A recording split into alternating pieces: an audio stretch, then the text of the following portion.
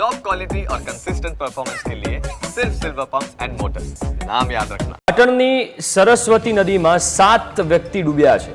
ગણેશ વિસર્જન દરમિયાન આ ઘટના બની છે। એક જ પરિવારના 4 સભ્યો ડૂબ્યાની માહિતી છે। ધારાસભ્ય કિરીટ પટેલ, એસડીએમ, મામલતદાર, ફાયર બ્રિગેડની ટીમ ઘટના સ્થળે પહોંચી છે।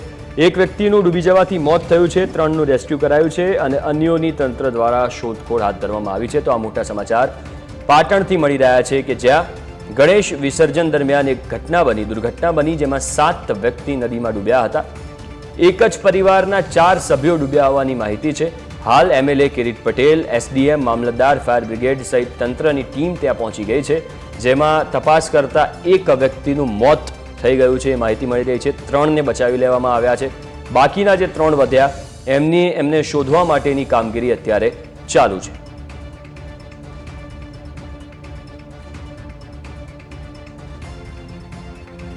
વધુ વિગતો સાથે પાટણથી સંવાદદાતા ભાવેશ જોડાઈ ગયા છે। ભાવેશ, આ જે ઘટના છે એમાં અપડેટ શું છે? કારણ કે એક વ્યક્તિનું મોત, 3 લોકોનું રેસ્ક્યુ કરાયું છે, તો બાકીના જે 3 લોકો છે એમની શોધખોળ ચાલુ છે। અપડેટ શું છે?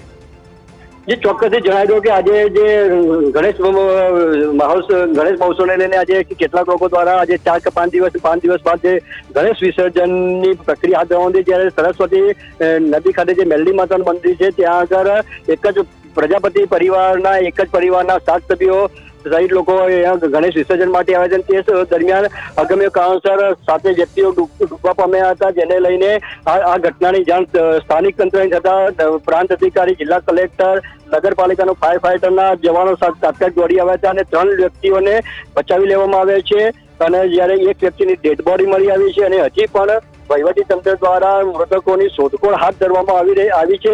પરંતુ મહત્વની વાત તો એ છે કે આ ગણેશ મહોત્સવનો ઉત્સવ ચાલી રહ્યો છે અને વિસર્જન સમયે પણ સરસ્વતી નદી ખાતે કોઈપણ જાતનો પોલીસ બંદોબસ્ત કે કોઈ મૂકવામાં આવ્યો નથી, તેને લઈને પણ અનેક સવાલો ઉભા છે। હાલ તો વહીવટી તંત્ર દ્વારા જે રીતે કહી શકાય કે મૃતકોની શોધખોળ હાથ ધરવામાં આવી છે। જી બિલકુલ, આભાર ભાવેશ વિગતો આપવા માટે।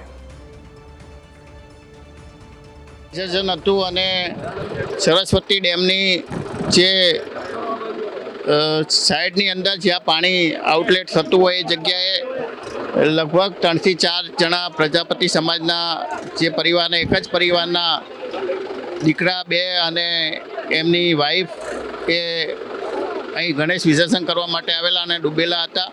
એમને બચાવવા જતાં પરિવારના 2 લોકોને બચાવી લેવામાં આવે છે। બાકીના જે એક જણાની લાશ મળી છે, બાકીના 2 જણા અંદર છે એવું જાણવા મળ્યું છે, પણ હજુ કેટલા લોકો અંદર છે એની કોઈ ચોક્કસ માહિતી મળી નથી। પણ અહીંના તમામ અધિકારી, પ્રાંત સહિત તમામ અધિકારીઓ અને પોલીસ સ્ટાફ સાથે અહીં નગરપાલિકાની ટીમ સાથે અમે એનું રેસ્ક્યુ કરી રહ્યા છીએ અને જે પણ ઝડપીમાં ઝડપી એની લાશ મળે એના માટેની અને જે અહીંના એક્સિડન્ટ છે પ્રજાપતિ એને પણ તાત્કાલિક અમે સૂચના આપી છે।